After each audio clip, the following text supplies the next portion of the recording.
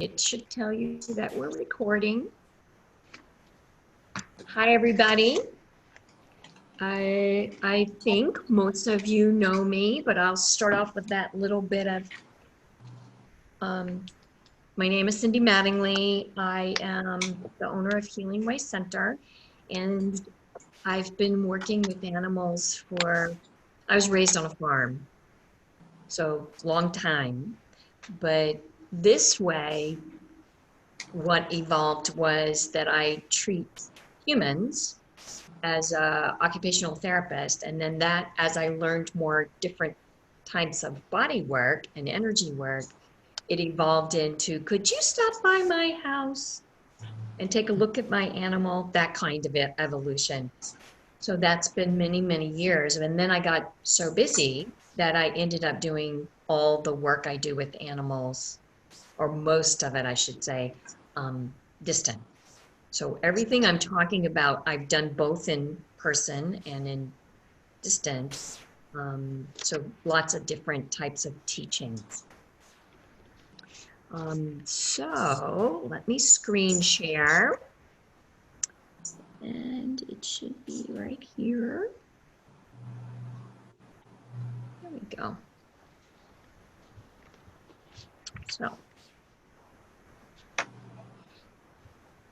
So this first little paragraph here about energy pain relief is just to make sure all of us are on the same page, because pain relief is a big topic. Our first two Magic Mondays of this month, we focused on energy scanning and energy clearing. And it's really important to keep in your mind that all pain is blocked energy. So when you scan, it helps to identify these places that are blocked, and then it helps you to come up with this treatment plan. So what we're doing today is we are... Okay. Somebody... Let me just... So you might want to mute yourself, everybody. There you go. So what happens is you're going to scan them, and then you're going to do some energy clearing, which we talked about last week. And now you're going to be able to target pain relief, because as most of us know, we are the ones that we want to keep our animal out of pain, if at all possible. So let's take a look at pain and your beliefs around pain. This may not be your beliefs, but I'm coming from that viewpoint of the medically trained all the way over into the energy world. And I want to make sure again that all of us are on the same page around pain relief. So the first thing is that we know as humans that our thoughts, our emotions, and our expectations influence how we experience pain. This is just something we all know. If you're upset, the pain is worse, things of that sort.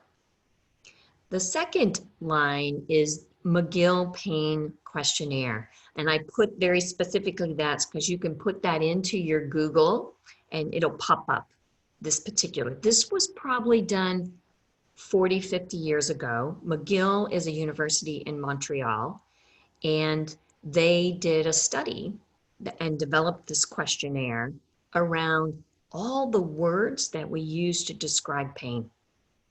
It's a fantastic concept, and they came up with 78. So you can see how complex the word pain really is, because we describe it in many different ways. So I'm still talking about humans. So then when you get to animals, animals are going to experience pain even more different than a human because they have other influencers. So the first one would be their species. A reptile is going to experience pain very differently because their nervous system is different than a mammal. And any mammal animals would experience it similar to a human, but this is where I caution you to humanize your animal, the animal that you might be working with, because they're not going to experience it exactly the same because they have different rules in their species and in their animal kingdom. So the first one that you consider is species. How are you going to know that a snake is having pain? How are you going to know these things? And those are the questions you want to be asking yourself, because the animal will teach you if you're listening. So domestication versus wild. So a domesticated animal will have a different response to pain depending upon their relationship with their human or their pack order. If they're the alpha, then they're going to be they may not even acknowledge the pain because they have a particular responsibility they need to fulfill. But if they're the last one on the pack order or the herd order or the flock, they may just become more reclusive. So you're looking for changes in their behavior, for instance. And what I would really encourage you, I never judge good, bad, yes, they really are in pain, no, they're not. I trust my dowsing or muscle testing. So I just ask on a scale of 1 to 10, one's nothing, or you can use 0, but 1 says there's not really much going on, that kind of thing. 10's like this animal person needs to go to the emergency room. So I'm looking for that. And if you're dowsing or muscle testing, you can do it by just asking a yes or no question. Is it a 1? Is it a 2? Is it a 3? That kind of idea until you get, oh, it's a yes, because yes is strong, or your pendulum would indicate the yes. So that's a really important thing. When in doubt, if you're working with pain, you keep going back to your pain scale. And I've got a really great example from today, one of my cats. Okay, so looking at scanning. We did that a couple of weeks ago. I'm just going to pull up that handout for me, because the main thing I want to remind you of is when you scan, you're looking at their energy field. You've decided which hand you're going to use, and your intuition is influencing. Okay, so now what I'm encouraging you to do is to add the dowsing of the pain level that they might be encountering. Okay, so now you have your data to come up with some kind of treatment plan. One of the things that you want to do is you get your number. Let's say the animal said that it was a 3. You got a yes, it's a 3. 3 out of 10. You scan them and their pain level goes to a 2. Well, that really confirms that the pain energy is in their energy field because all you did was scan them. That's fantastic. That means that you're on the right track. Then when you're looking at that, those of you that are clairsentient, which means clear feeling, you want to be mindful when you're doing pain scanning, because a clairsentient is a person who absorbs energy to read it. So they would feel it in their body. That may not be your actual experience. It could be that you just feel the burning in the hand. It could feel like energy running up your arm, or you could literally feel it. If they are having dental problems, you would feel it in your face. So all of those are clairsentient examples. So being very mindful, especially with pain, you want to do your own, okay, how am I feeling right now? And now I'm going to work with an animal who the owner tells me is in pain. And if your experience of you changes, then the pain is coming from that animal. Your clairsentient aspect of you is picking it up.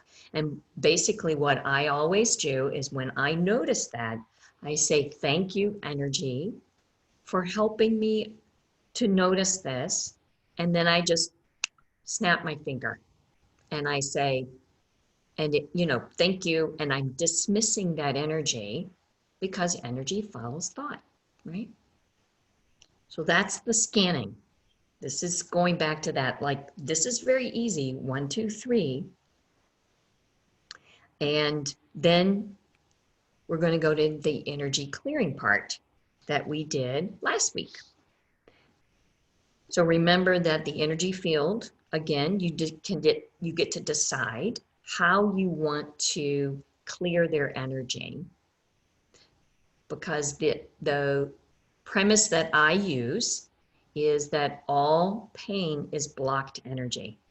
This is a really important idea, because if that's the case, instead of it being a fixed thing, if it's energy, you can change it. You can move it, you can lessen it, you can clear it, so you have a lot more options in that way. So that's in the clearing. And then you can go through the list that I gave you from last Magic Monday and figure out what type of clearing would be beneficial. So you're dowsing that or muscle testing it or whatever works for you.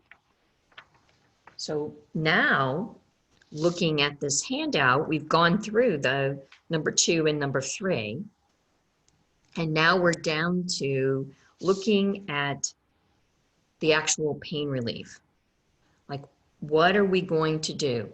So what I've done is I've just walked through not only some body works that are very helpful, but also some energy aspects that you can do, whether you're in person or at a distance.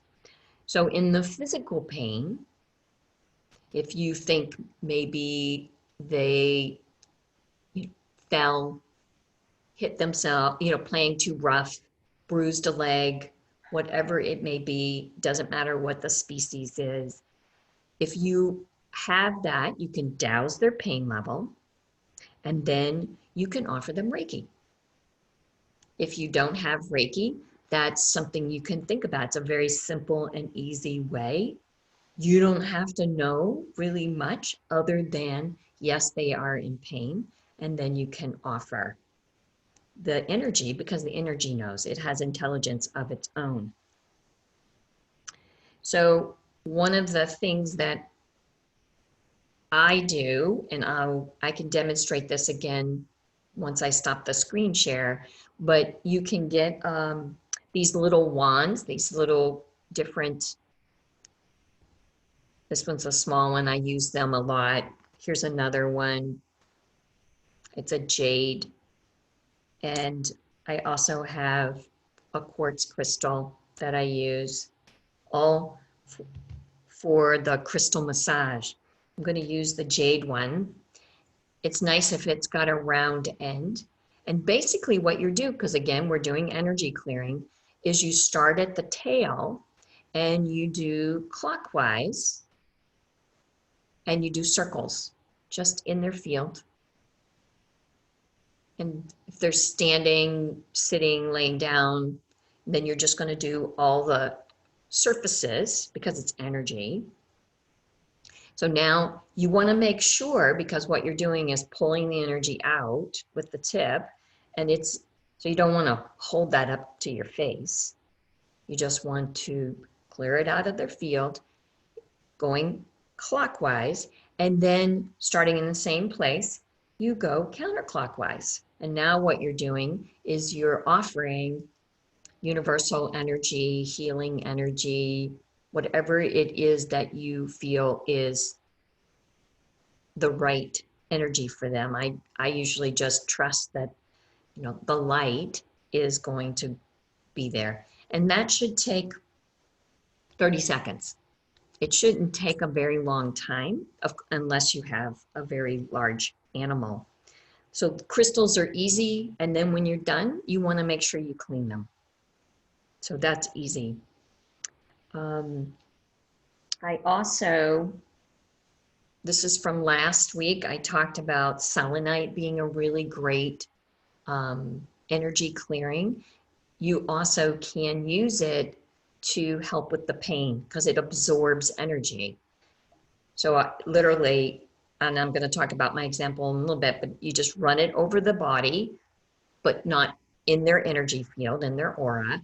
And it's literally a quick sweep, and then you put it away. It doesn't take much, So that's an important, you can use either one of those by doing the circles, and you just change direction with the intention of removing the energy and adding good energy. And then the next two are physical body works, cranial, sacral, and lymphatic. They can be done either way, in person or at a distance. And cranial sacral is all about the nervous system and helping to balance that. And then the lymphatic system is all about the immune system and being able to basically detox. And with animals, they are very simple. As long as you know how to open up their system, I can show you, or you can have somebody show you that does this type of body work. They can show you how to help your animal detox. Maybe they've got some form of cancer and they're going through these treatments. This would be very helpful for their system to be able to let go of that, the chemicals. So that's physical relief. Then the next one is emotional. And thank you, Liza, for bringing this up, because this is a perfect example. So this is the IET for animals. And basically, Stephen Thayer, who came up with IET, says that animals will absorb energy to help balance their person, to help the person out if they feel like things aren't balanced. And when I say the word balance, what they're looking for is incoherence. Your outside does not match your inside. You've got a happy face on and you're, oh yeah, everything's fine. And yet the inside of you is miserable. Animals pick up that incoherence. So the more you can balance that, IET is a great example, the more harmony the animal's going to pick up. And the reason that all of that, as far as the emotions, is that animals survive by energy. We know this, or at least we might forget that, but that's a really important concept. And in the emotional world, the more you as a human monitor your own emotions and work on getting that coherence, the less the animal will actually absorb. And again, Liza, thank you very much for saying that, is that, talking about the fact that the animal is absorbing it from you, and you've already told them, don't do that, but they're not listening. So it's like finding out, why are they doing that? Because the human emotions don't belong in an animal's body. So we want to be mindful of that, because that can cause pain, because it's energy that the animal's not meant to have in their system. but they're doing it out of their relationship with you, their human companion. So in the mental world, animals can get very anxious. They can get all these different things. Part of it can be the emotions from the human. And then part of it is if you don't have a schedule or you don't have a system of how you're taking care of them, or you're not honoring, saying, the pack order, then the animal will feel like you don't really know what you're doing. And so then they start trying to help it out because it doesn't correlate, it's incoherent to the way the animal world's thoughts are around the pecking order. So one of the examples that I have 5 cats. One of them gets fed in the bathroom because the other 4 will just eat her food. And she gets fed last because they would never let her leave because they would be afraid that she's going to get something that they want. So what I've done is I have a mental image of the cats, and I have a tray with each one of them, their food organized, and I hold the tray until they get in the right order.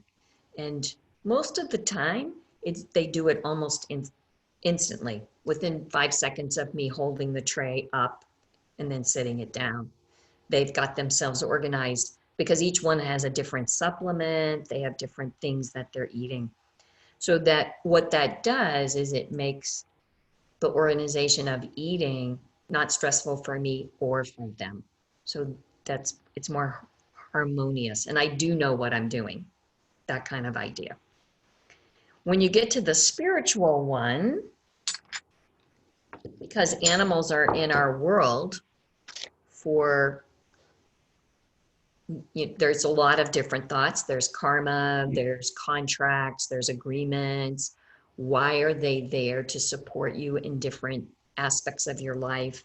And part of my belief system is that it is a spiritual contract that we have because of the level of unconditional love that we get from them.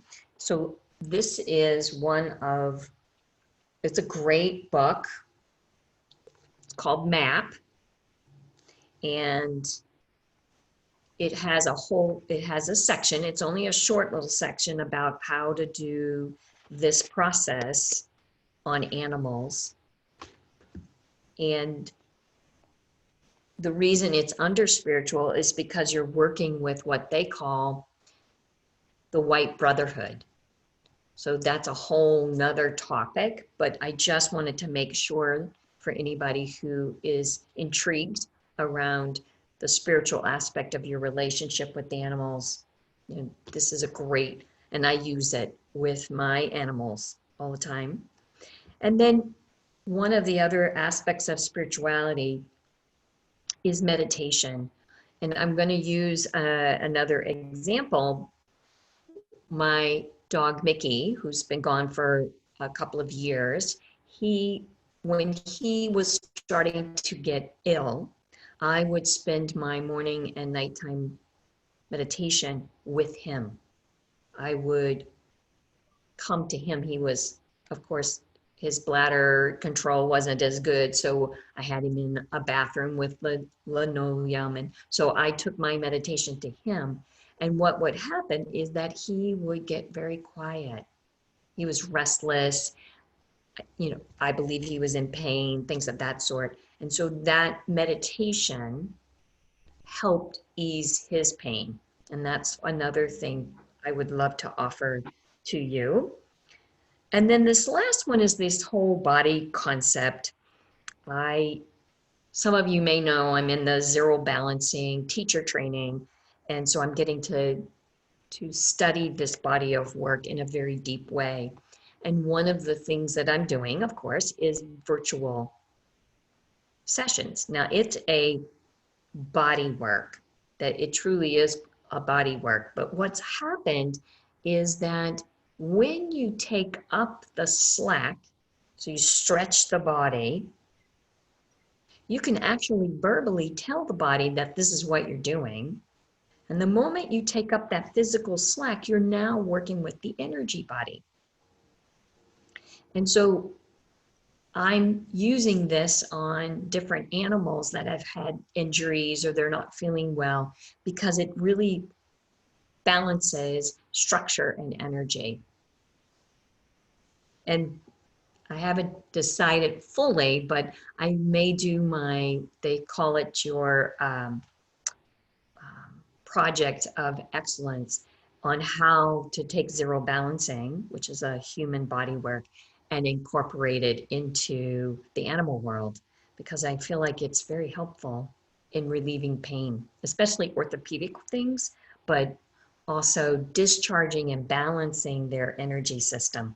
And then, of course, the other whole body one is exercise and how all of its benefits that we all know them, but sometimes when we get busy in life, we forget to add that. And I could probably put exercise also up in the mental piece, because it helps us as well as them taking our walks. That was one of my favorite times with my puppy, was because I could have my cup of tea and meander in the morning so he could do his business. So it was really lovely. I'm going to stop the share and see if anybody has questions over that.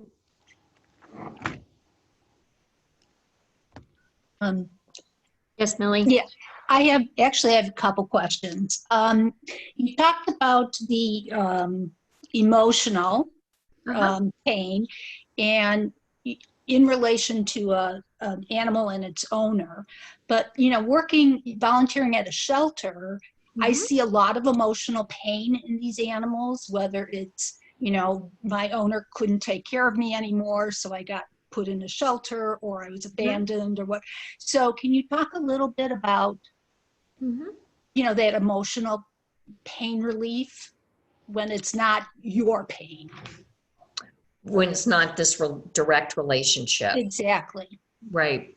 So I'm not going to say all the time, but most of the time, the animal is not, they're not hanging on to the fact that they got abandoned. They're not hanging on to, there may be some leftover charge around it, maybe because they were on the street, or, you know, there was fighting before. They might be more into that. It could be the fact that they're in this very loud place, which is really hard on their very sensitive ears, and that may be the piece. We don't always know what that is.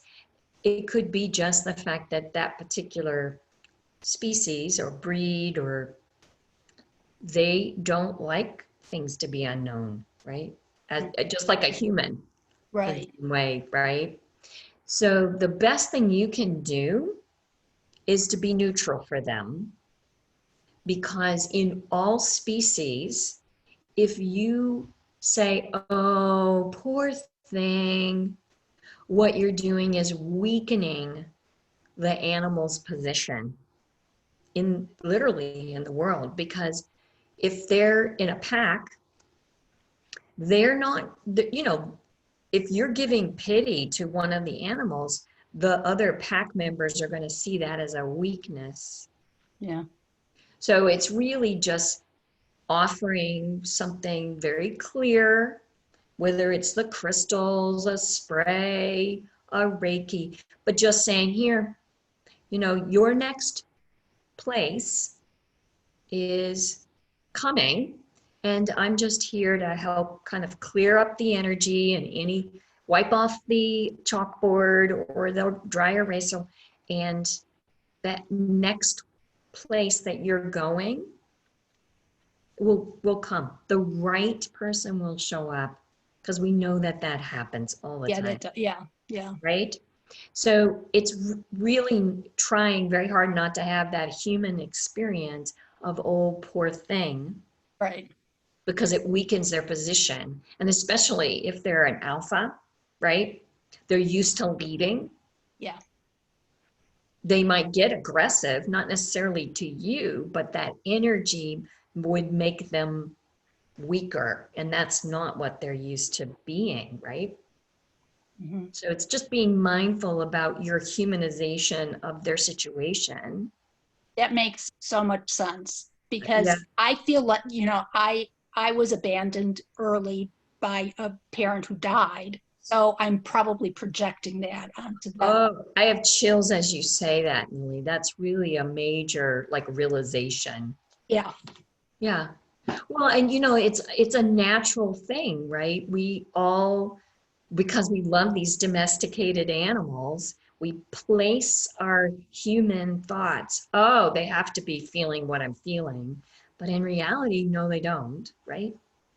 Because they are a different species. And Yeah. that's, right? That's the It thing, makes perfect sense. It makes perfect sense. right? Well, especially when you're considering, right, what's their relationship in their world? Are Mhm. they an alpha? Are they a beta? Are they the last one on the, the pack order? Yeah. It makes a difference. Right. Yeah, great question. And the other question I have is, and I know cats. I don't know if this is the same with dogs and horses, but a lot of cats, as they age, will develop arthritis. Uh-huh. So, can any of this pain relief kind of be preemptive? So the weather's changing. Like we had a cold, rainy day, couple days. Weather's changing. Can you kind of do it ahead of time so that they don't get into pain? So again, the main thing is you're not assuming that they're going to have the same pain that you're having. Okay. That's the key. It's like, but can you help them with their anti-inflammatory? Can you make sure they have the right diet, make sure they have the exercise, which are all the things we need just Yeah. to maintain health.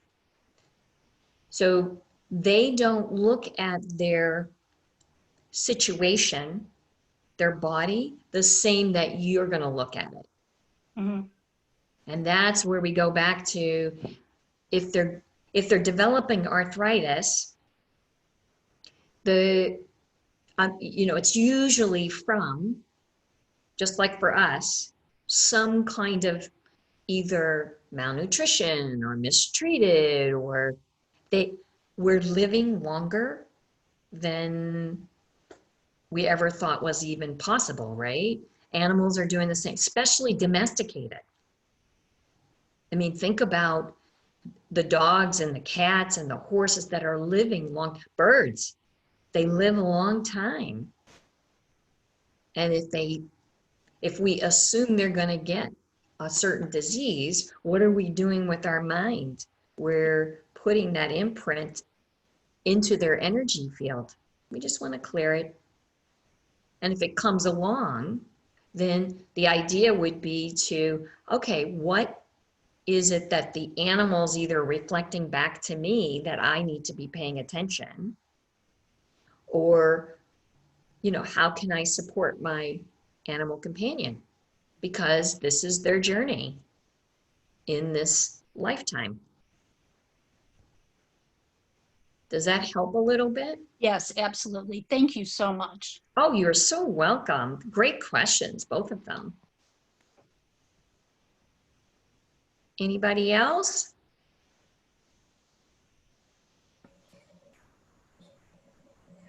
Me. Okay. I here figured out how to wave my hand. You're good.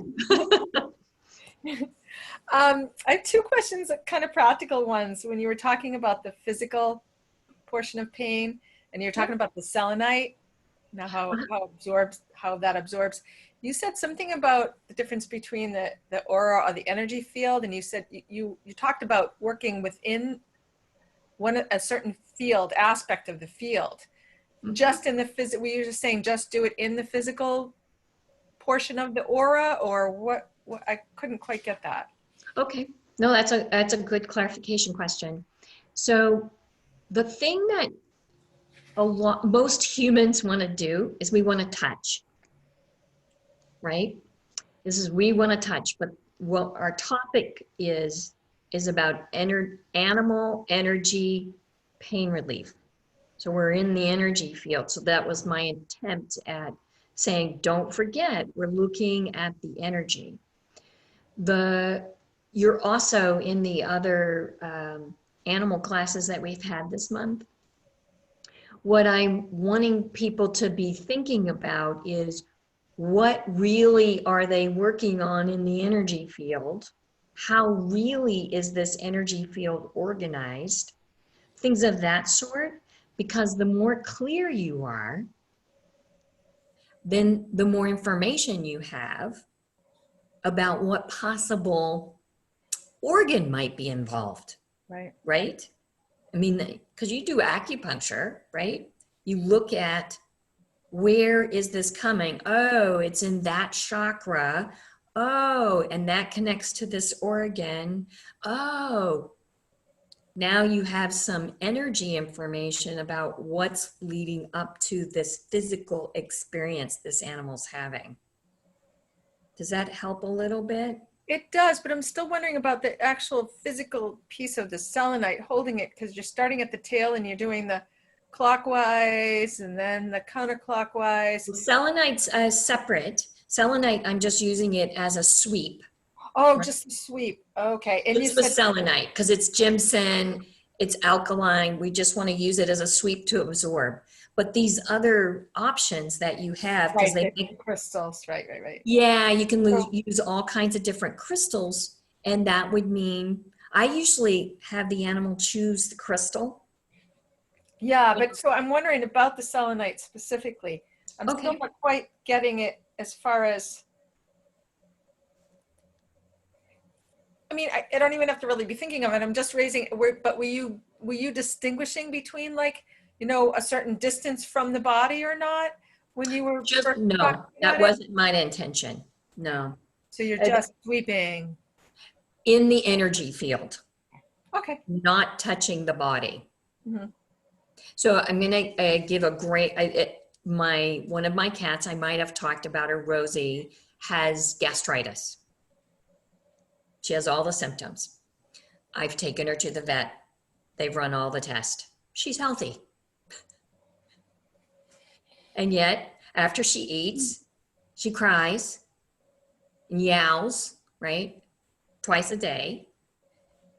She does the reflux that goes along with it.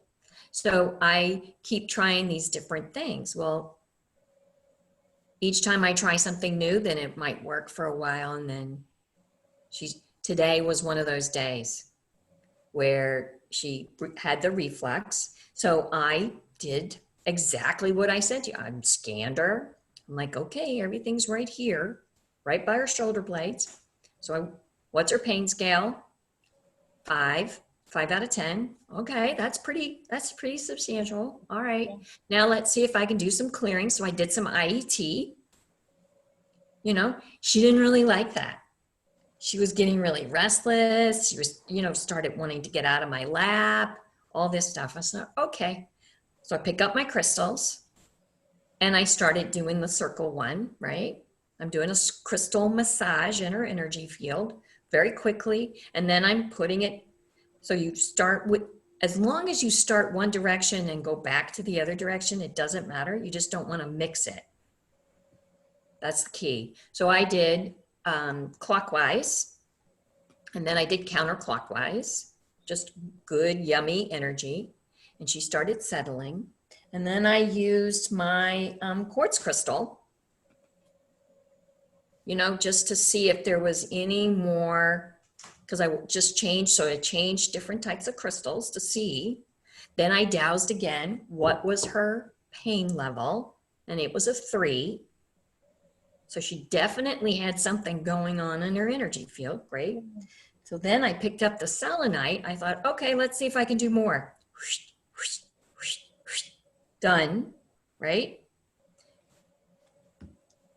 She hops out of my lap and went and over to the chair. I'm sitting at the kitchen table, and she hopped over into the chair and went to sleep. And she had been yowling. Yeah. Oh, Seconds. So again, it was like, and when I finished, she was a 1.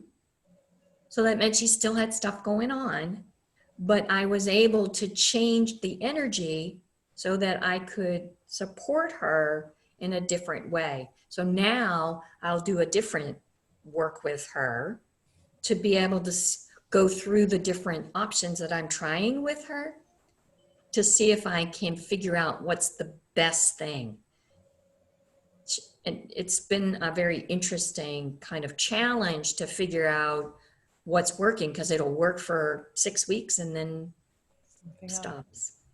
So, which is interesting in and of itself, because then it, it's migrating, or it's, it stays in the same spot.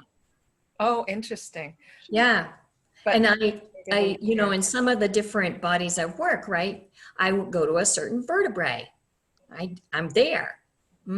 Even though that's where it's hot, so I'm using all the things that I shared with all of you guys, using it, but none of it is going click for her.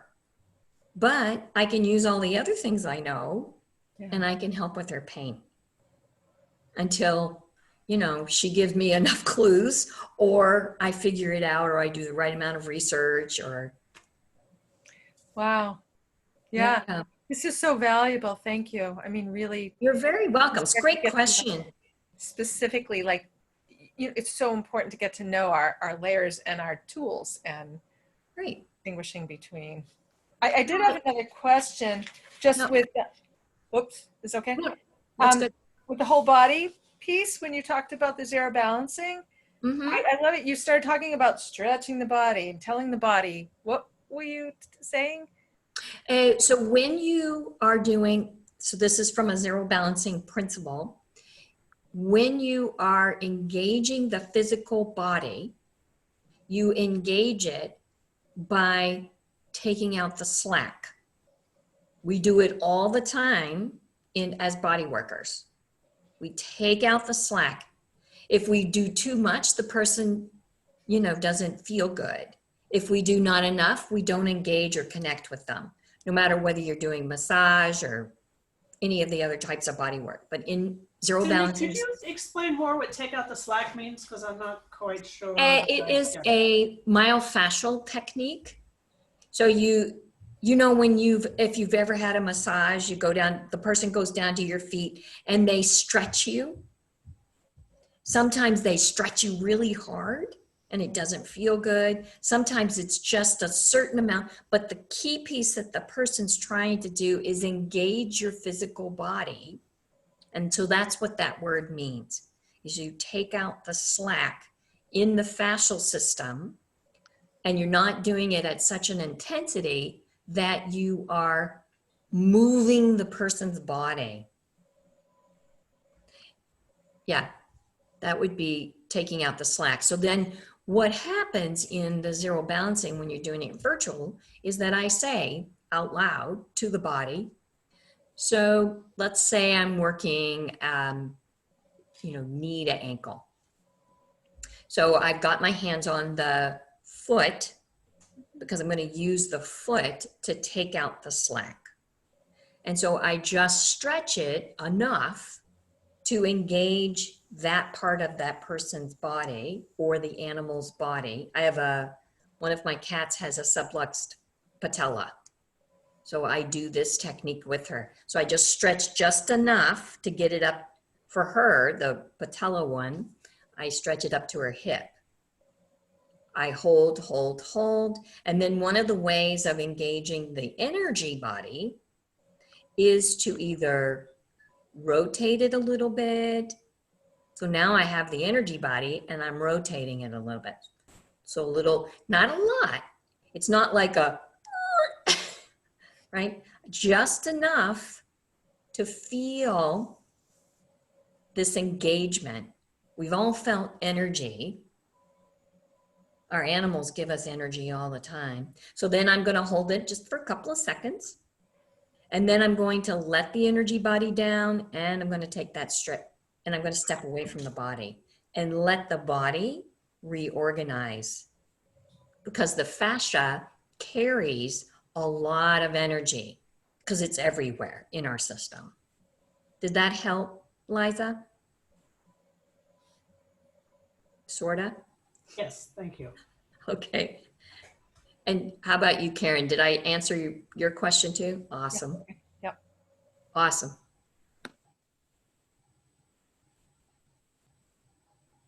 Any other? So just as a aside, I'm going to be doing 3 zero balancing talks that are going to be on Zoom in the next couple of weeks. And it's primarily about just educating people, basically what we just did, talking about that, concepts that they use, because I am really enjoying it, because of course it puts my two worlds together, physical structure and energy, and how these two weave together. I get all, gaga about that. So I'm going to be doing that.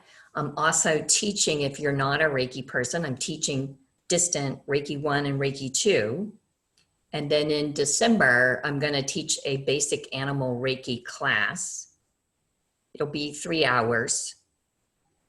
And then I'll be asking, if you want a certification, what I'm going to recommend is you'll set up your own place that you're going to do your session and have someone video it. And then you send me the video, I review it, we go over it, whatever you need to do, and then I send you the certifications for basic animal Reiki. So, but those are the kinds of ways I want to try to help the animals on the planet make their life better. Because I believe as we understand the way energy works in our physical world, the better we understand how all of us, how this works, how the animals work, and there's more ease. That's fundamentally, I like things to be easy and harmonious. So, any other questions? I have another one. Yes, ma'am. I have a broad question, interesting to me, about you and your practice, about you and who you are. I'm like, uh-oh. There's so much going on in the world with, suffering and with everyone, but with animals specifically. I think about like all those whales that were beached. Mm-hmm. Or how about all the animals who are running to get away from the fires and who can't get away? Do you ever do any kind of like, I don't want to say healing or just holding space for them? I'm just curious. Actually connecting in with those groups, or even hear from specific individuals. Because sometimes I do get a hit from like, whoa, pay attention to us. We're halfway across the world, but we're going through something here. Right. Acknowledge it, please. Absolutely. So I'm very blessed. I have a lot of international clients. And so I get to hear a lot of the stories about the pandemic, the fires, and my thoughts around it is that the universe got this. She's got it. She understands what we need as a humanity. And even though our perception is that it's a bad thing, it's also a really big deal teacher. Yeah. And so holding that compassion Mm-hmm. is really the fundamental thing. Because suffering is really a deeper part of us who we don't like change. We don't like to be uncomfortable. And we don't like to be like told, especially in the United States, we don't like to be told what to do and how to do it. We like our freedom. So those three ways that change, those are the reasons that we suffer. Because there's going to be fires, there's going to be, you know, illnesses on the planet, there's going to be all these things.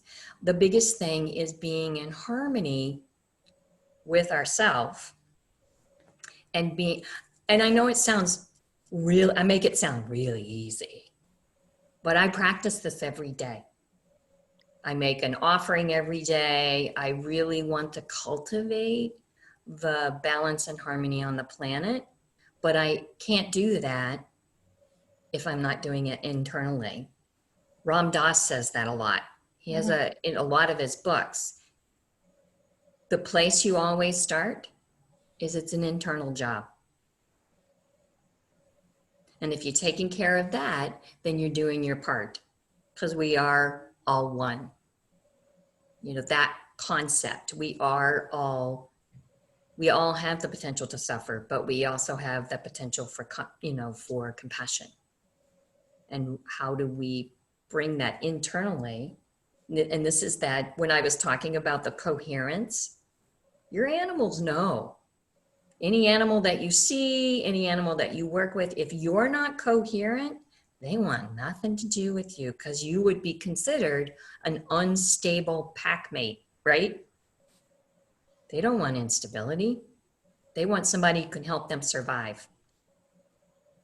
Whether it's a fire, a pandemic, or getting their dinner. You know what I mean? Like they want you to be coherent internally and out external. But so that's just my way of, I do my part by, and if, you know, I always laugh, if I come out of my office and all of my cats are waiting for me at the door, I'm not paying attention to something. I mean, it's like really, or I sit down and I'm going to read a book or whatever, and all 5 of them sit on me. I'm like, okay, wow. What is it that I need to learn, guys? Speak now, you know. And, you know, you see an animal, I, you know, take my walks around my home every day and meet a dog, and the dog stops and they're staring at me, and the owner's like, what are they doing? And I'm thinking, I can't really tell them that the owner's telling me that there's a fight going on in their house. Nope. I'm like, oh, what a beautiful dog. What a great harmony, sweet nature. And of course the dog then laughs, you know, says, okay, well, thanks, you saw me, but can you fix the other thing? Like, right. So I don't know if that answers your question, but yeah. It's just beautiful. I have a weird question. Yes, ma'am. I don't know if this is anything anybody here can help me with, but my cat suddenly developed all these mats. Mm-hmm. And I mean, it's like they came on suddenly. Mm-hmm. And he has never, ever let me brush him, like never. Mm-hmm. I have no idea how to get them off. I've been trying and trying and trying, little teeny bits at a time, but I know they're painful. And those are the crazy questions to ask here, but I'm throwing it out anyway because.